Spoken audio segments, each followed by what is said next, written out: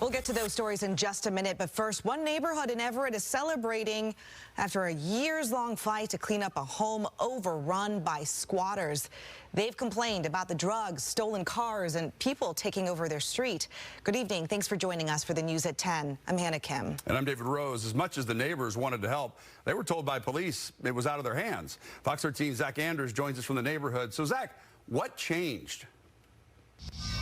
Well, Hannah, David, this home was condemned in November, but it just got cleaned up yesterday, and neighbors say it's been bad for years now.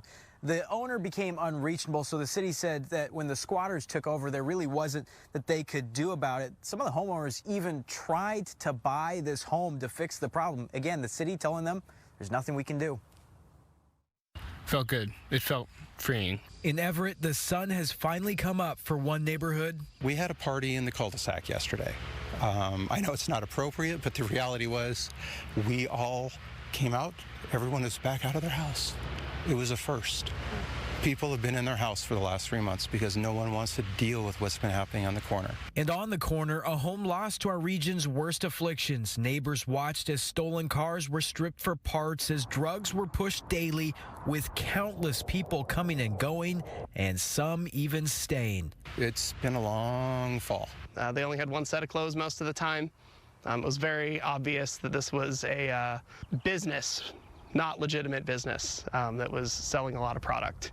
These tired neighbors battled bureaucracy for years.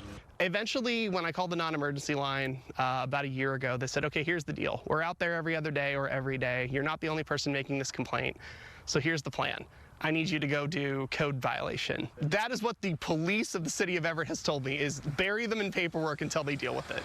Wednesday, they finally did. Police say 9 people were forced out, 11 cars were towed, and 16 tons of debris removed by city employees in their hazmat suits. We all stood on my grass yesterday, coffee cups and robes and slippers and cigarettes. We're all just standing here and just watching, and it was absolutely magical.